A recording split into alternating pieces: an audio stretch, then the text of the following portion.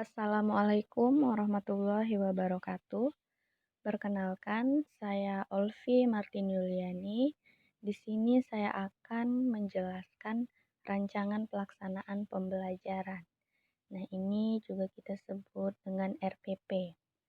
Baik, yang pertama yaitu identitas. Identitas dari RPP tersebut adalah sekolah. Misalnya sekolahnya SMP Negeri 14 Mukomuko. Mata pelajarannya Bahasa Indonesia, kelas atau semester, kelas 9 semester 1, materi pokok, menuangkan gagasan, pikiran, arahan dalam pidato, dan alokasi waktunya 1 kali pertemuan 50 menit. Nah, ini termasuk ke dalam identitas RPP. Sesudah identitas, kita masuk ke poin A, kompetensi inti. KI yang pertama yaitu memahami pengetahuan faktual, konseptual, dan prosedural berdasarkan rasa ingin tahunya tentang ilmu pengetahuan, teknologi, seni, budaya, terkait fenomena dan kejadian tampak mata. KI kedua, mencoba, mengolah dan menyaji dalam ranah konkret atau menggunakan, mengurai, merangkai, memodifikasi, dan membuat, dan ranah abstrak, menulis, membaca, menghitung, menggambar, dan mengarang, sesuai dengan yang dipelajari di sekolah dan sumber lain yang sama dalam sudut pandang atau teori. Nah, sesudah KI, ini kita masuk pada poin B, yaitu kompetensi dasar dan indikator. Nah, ini kompetensi dasarnya terletak di sebelah kiri dan indikatornya terletak di sebelah kanan. Ini kompetensi dasarnya yaitu menuangkan gagasan, pikiran, arahan, atau pesan dalam pidato, atau lingkungan hidup, kondisi sosial, dan keragaman budaya secara lisan atau tulis dengan memperhatikan struktur dan kebahasaan. Kemudian, indikatornya ada 3. Yang pertama, memahami pengertian pidato, struktur, dan aspek kebahasaan. 2. Menuangkan gagasan, pikiran, arahan atau pesan dalam pidato dengan memperhatikan struktur pidato. 3. Menyampaikan dengan lisan pidato yang telah dituangkan dengan memperhatikan aspek kebahasaan. Nah, jadi indikatornya ini ada 3. Intinya, jadi yang pertama itu siswa harus paham dulu apa itu pengertian pidato, apa saja struktur dan aspek kebahasaannya. Yang kedua, setelah siswa memahami pengertian pidato, kemudian siswa menuangkan gagasannya, idenya, dengan memperhatikan struktur pidato. Nah, setelah dituangkan, kemudian siswa menyampaikan dengan lisan pidato yang telah dituangkan tadi dengan memperhatikan aspek kebahasaan. Nah, ini biasanya diperintahkan oleh guru untuk menyampaikannya di depan kelas. Nah, kemudian kita masuk ke poin C, itu ada tujuan pembelajaran. Nah, di sini tujuan pembelajaran dan indikator itu sama. Bedanya hanya jika pada tujuan itu memakai peserta didik mampu. Memakai peserta didik mampu. Sebenarnya isinya sama dengan indikator. Nah, di sini tujuan pembelajarannya yang pertama, peserta didik mampu memahami pengertian pidato, struktur, dan aspek kebahasaan. Yang kedua, peserta didik mampu menuangkan gagasan, pikiran, arahan, atau pesan dalam pidato dengan memperhatikan struktur pidato. Yang ketiga, peserta didik mampu menyampaikan dengan lisan pidato yang telah dituangkan dengan memperhatikan aspek kebahasaan. Kemudian kita masuk ke poin D, yaitu materi pembelajaran. Di sini materi pembelajarannya ada 3. Yang pertama, siswa harus memahami pengertian pidato. Yang kedua, pemahaman struktur aspek kebahasaan dalam pidato. Yang ketiga, menuangkan gagasan, pikiran dalam pidato secara lisan. Mengapa secara lisan? Karena sekarang mata kuliah kita tentang berbicara. Jadi dia dikaitkan dengan yang secara lisan. Kemudian kita masuk ke poin E, yaitu metode pembelajaran. Yang mana di sini saya menggunakan metode saintifik atau istilahnya itu 5M. Di antaranya 5M itu seperti mengamati, menanya, mengumpulkan informasi, mengasosiasikan, dan menyimpulkan. Nah, di sini ada model saintifik, model berbasis masalah. Nah, maksudnya model berbasis masalah ini, jadi kita berikan dulu masalahnya kepada siswa, kemudian siswa memikirkan apa sih masalahnya dan apa kira-kira solusinya. Nah, kemudian kita masuk ke poin F, yaitu media pembelajaran.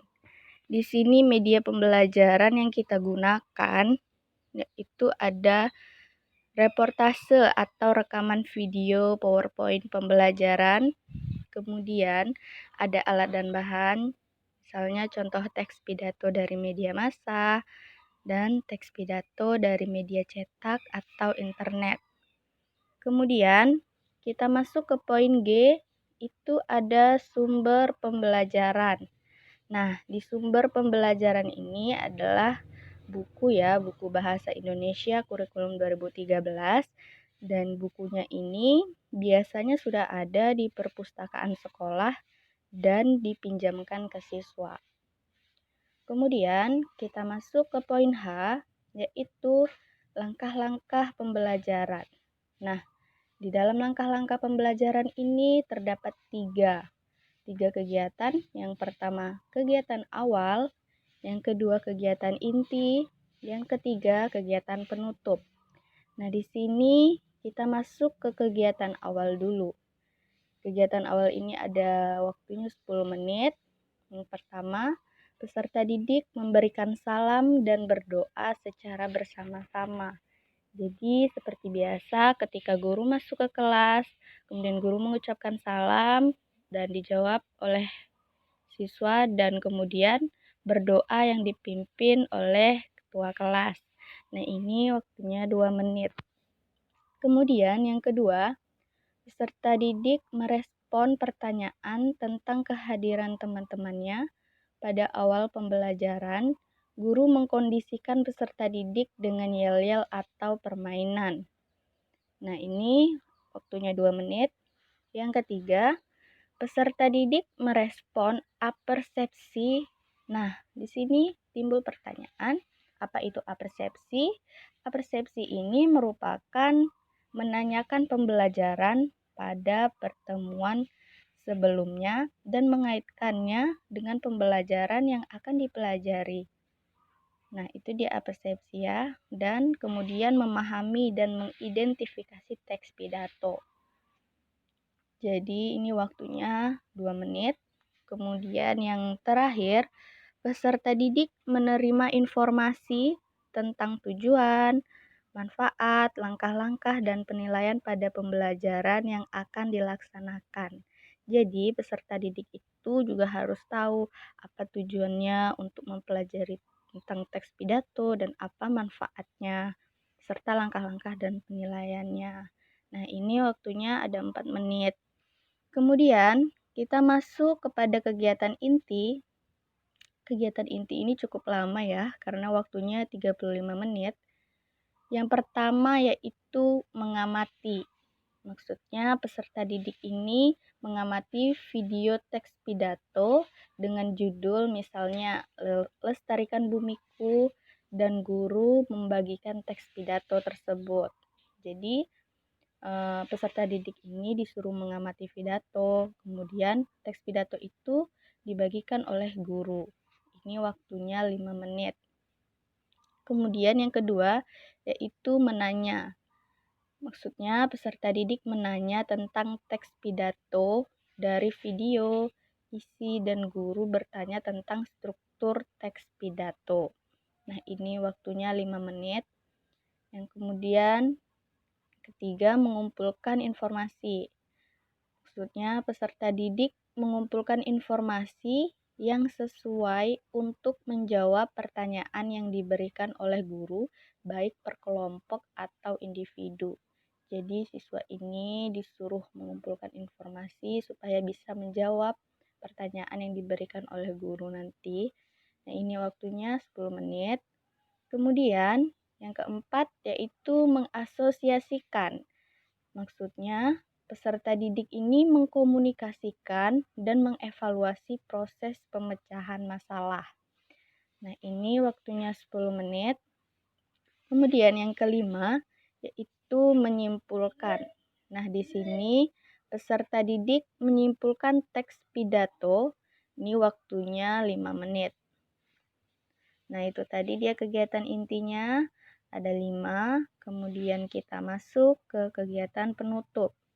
Di kegiatan penutup ini, yang pertama, siswa mengerjakan tes menuangkan gagasan, pikiran dalam teks pidato tentang, nah ini beda lagi judulnya. Kalau yang tadi kan pidatonya yang diberikan oleh guru.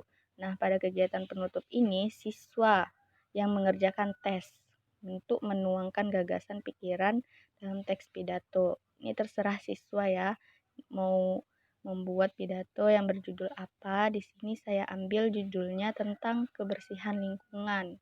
Nah, ini waktunya ada 2 menit. Kemudian yang kedua, itu ada memberi umpan balik tentang kekurangan dan kelebihan teks pidato, atau bisa disebut dengan refleksi. Nah, ini waktunya 2 menit. Kemudian yang ketiga, memberikan tugas untuk pengayaan yang berkaitan dengan teks pidato. Di sini atau PR ya, ini seperti biasa di kegiatan penutup biasanya guru itu memberikan PR kepada peserta didik. Nah, ini waktunya 1 menit. Nah, kemudian kita masuk ke nomor 4 yaitu penilaian. Di sini ada penilaian sikap dan spiritual. Yang pertama, kita masuk ke penilaian sikap spiritual ini. Saya menggunakan teknik bentuk instrumennya jurnal. Jadi yang dinilai itu apakah siswa ini bersyukur sebelum dan selesai melaksanakan kegiatan. Nah, ini waktunya selama PBM. Nah, kemudian yang dinilai apakah siswa itu bersyukur, ini selama PBM juga. Dan kemudian apakah sikap yang lain muncul selama proses pembelajaran berlangsung.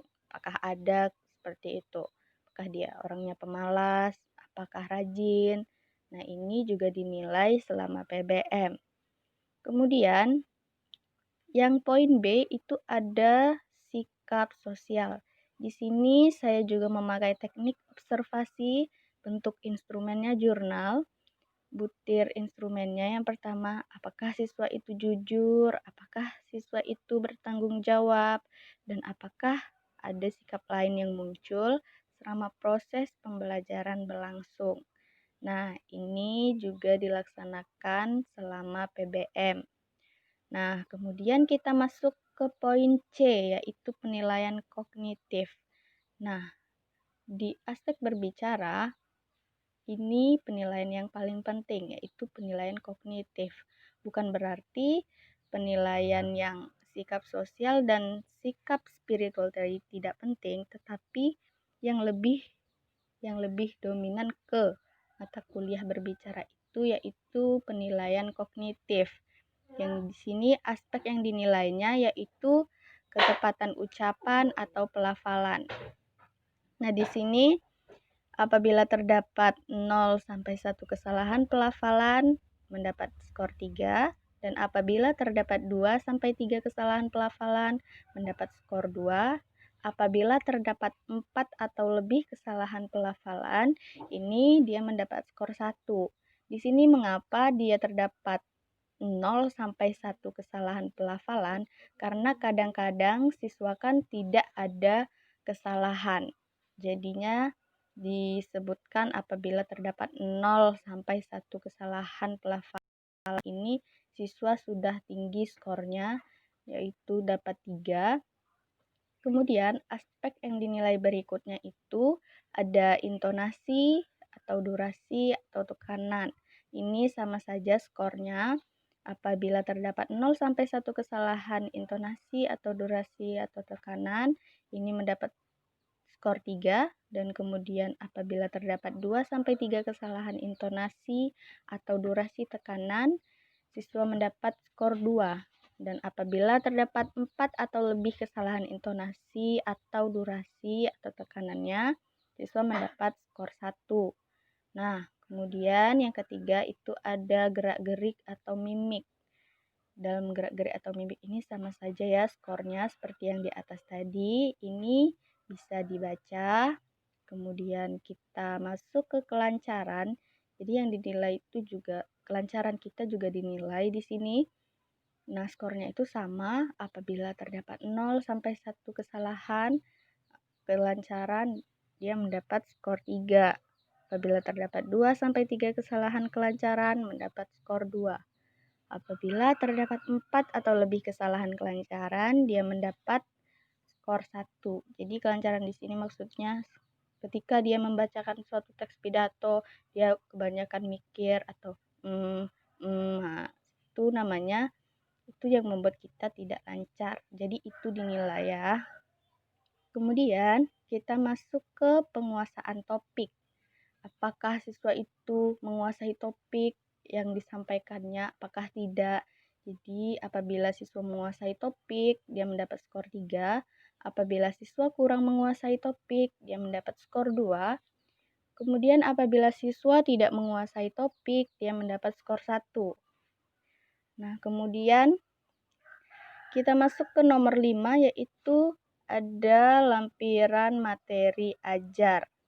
Di lampiran materi ajar ya, karena ketika guru membuat RPP itu, jadi guru itu harus tahu dulu materi apa yang akan diberikannya ke siswa. Nah, ini dia ada yang pertama pengertian pidato. Pidato merupakan suatu kegiatan berbicara di depan umum atau berorasi agar dapat menyatakan pendapatnya atau memberikan suatu gambaran pada suatu hal. Nah, ini pengertian pidato. Yang nomor 2 yaitu ada struktur dan aspek kebahasaan pidato. Nah, di sini siswa juga harus tahu apa itu struktur teks pidato dan aspek kebahasaannya. Nah, ini struktur teks pidato terdiri dari pembukaan, terdiri dari isi dan penutup. Sedangkan aspek kebahasaan pidatonya itu ada ketepatan bahasa yang diucapkan, penempatan tekanan, nada, dan durasi yang sesuai, diksi atau pilihan katanya, dan kemudian ketepatan sasaran pembicaraan. Nah, itu tadi dia struktur dan aspek kebahasaan pidato. Kemudian kita masuk ke materi selanjutnya, yaitu menuangkan gagasan, pikiran, arahan, atau pesan dalam pidato. Nah, di sini kita buat dulu kerangka pikiran utamanya. Di sini ada pernyataan posisi, yang mana pernyataan posisi ini merupakan pendapat atau pendirian yang diambil penulis terhadap suatu persoalan. Misalnya, apakah posisimu terhadap persoalan remaja dan bela negara? Kemudian yang kedua, itu ada tahap argumen. Argumen ini perlu dikembangkan dan didukung secara logis. Dibuktikan dengan alasan, contoh-contoh, bukti pakar, dan informasi statistik. Kemudian yang ketiga itu ada penguasaan pernyataan posisi. Nah, di bagian ini letak argumen ditonjolkan. Simpulan posisi berdasarkan argumen yang telah disajikan memperkuat pernyataan posisi. Nah, itu tadi materinya terdapat 3 sub ya. Yang pertama pengertian pidato, yang kedua struktur dan aspek kebahasaan pidato, dan yang ketiga menuangkan gagasan, pikiran, arahan, atau pesan dalam pidato. Nah, kemudian kita masuk ke Poin 6 yaitu evaluasi. Di sini pada evaluasi ini yang berjudul tentang lestarikan bumiku. Jadi ini pidato yang diberikan oleh guru, kemudian disuruh siswa memahaminya. Apa sih isi pidato ini? Kemudian ini bisa dibaca ya, lestarikan bumiku. Kemudian setelah disuruh mengevaluasi, siswa diberi tugas. Nah, ini ada penugasan. Peserta didik diminta untuk maju secara individu untuk membacakan teks pidato. Nah, berarti setelah disuruh memahami, kemudian peserta didik diminta untuk membacakan teks pidato yang telah dibuatnya. Nah, ini ada post-testnya. Post-testnya tadi yang berjudul kebersihan lingkungan. Nah, ini bisa dibaca sendiri ya, teman-teman. Tentang kebersihan lingkungan ini, apa sih pentingnya kebersihan lingkungan? Apa sih kebersihan lingkungan itu? Nah, cukup sekian yang dapat saya sampaikan. Jika ada kesalahan kata, saya minta maaf. Saya akhiri. Wabillahi taufik wal hidayah. Assalamualaikum warahmatullahi wabarakatuh.